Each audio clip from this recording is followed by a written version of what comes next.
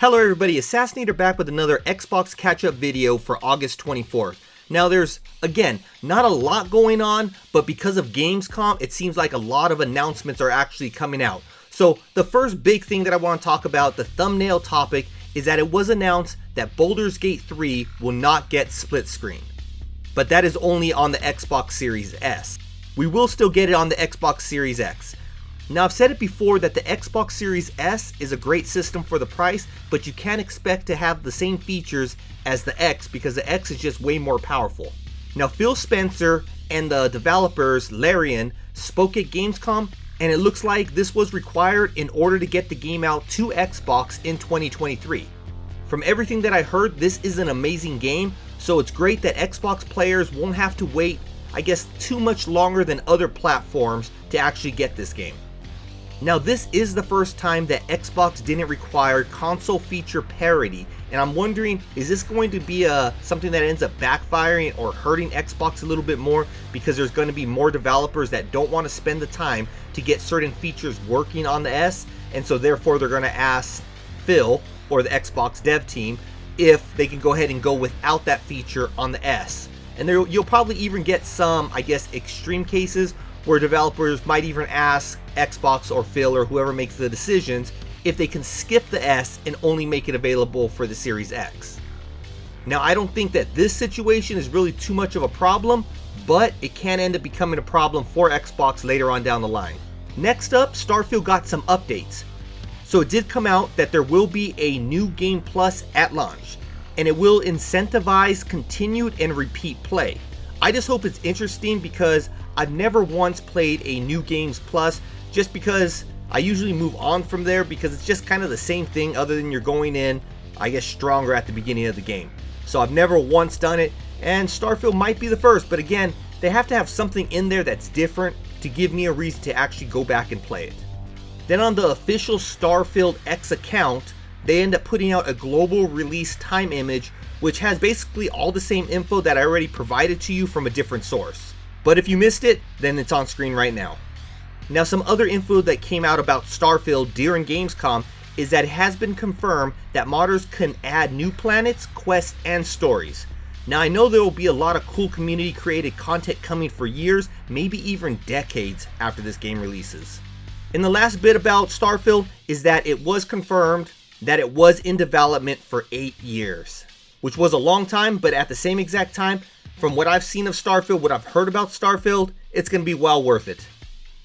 Now today was the Xbox at Gamescom live stream day 2, where they had even more dev interviews and gameplay trailers. Now if you're interested in any of the games that I'm going to mention, you might want to check out the dev interviews because they actually give a little bit more depth into the game, plus they actually end up showing a little bit more about the game. So the games that were talked about and they did interviews on was for Cyberpunk 2077's expansion, Phantom Liberty, Forza Motorsport, which is one that I was actually looking forward to. I have not got to check out that video, but I will be checking it out next. I was kind of watching a lot of the IGN videos, which I'll talk about soon. There was Stalker 2. There was also Descent, which is an action puzzle climber, and Game Informer actually put out a 20-minute video, gameplay video. So if you want to know more about this game, you might want to check out Game Informer. There was also Alan Wake 2 and Citizen Sleeper 2, which is a day 1 Game Pass game. And then Like a Dragon Gaiden and Armored Core 6, which I don't know if you've seen the reviews. It's already coming in with review scores as an 87, which is actually really good. I want to say it's over 50 reviews are in so far, and it is sitting at about an 87, which is a lot higher than any other previous Armored Core game because I think the highest rated one was sitting at like a 78. So this Armored Core must be a big step up. Then there was also Elder Scrolls Online and Aurora History Untold. Now if there was a specific game that you were hoping was actually going to be on my list right now, I can tell you that Xbox has a day 3 tomorrow, so there will be more dev interviews along with some gameplay. So either check it out or check out my video that I'll end up doing later on tomorrow, and that will actually let you know if that game that you're hoping appears actually appears. Like I said, yesterday I was hoping for Forza Motorsport, and it actually ended up coming true today. Now, the last thing I want to point out is that IGN released some extended look videos for the following games. And there's probably even a lot more. It's just, again, I'm trying to weed out which of these smaller games are actually coming to Xbox, because I only bring you stuff that's coming to Xbox. Not PC, not PlayStation, not Nintendo. I'm all about Xbox. So they have the Lord of the Rings Return to Moria 13 minutes of gameplay. So if you're interested in that game, obviously check out that video. They also have a first preview for Warhammer 40,000 Space Marine 2, which, like I announced yesterday, is finally coming to Xbox. They have a Starfield first minutes video, which is basically just talking about what they actually saw, because for those of you who don't know, Xbox has a big booth at Gamescom, and one section is, I guess it houses 300 people. 300 people can sit and watch basically a movie, but it's basically Starfield, and it's like the very first mission.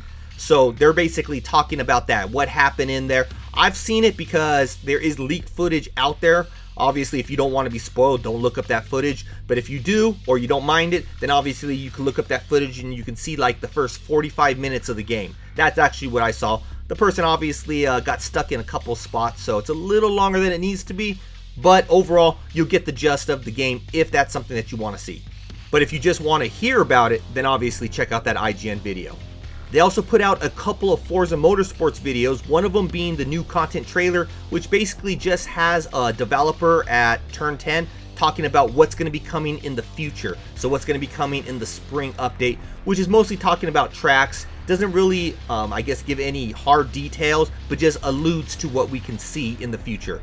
And the other one is a hands-on preview that I guess somebody got a hands-on with the game there at IGN, and so they're kind of giving you their first impressions on that. Then there's another hands-on reaction, but this time with Stalker 2. Then they also have a Liza P video, which shows a new boss and some gameplay.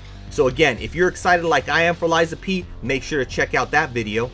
So that's it that I jotted down as being notable, but there is a lot more videos that came out. Again, I can't guarantee all those games are for Xbox, so therefore I didn't want to put them on my list. But as I said yesterday, it just feels like another E3 season, and we still got one more day of this left, and then they're still going to be doing a Gamescom over the weekend, so I'm still thinking they're going to end up having even more games and more announcements during Saturday and Sunday. It just won't be anything officially from Xbox. So that's going to be it for this video today. Hopefully it was informative, but until next time, Assassinator out.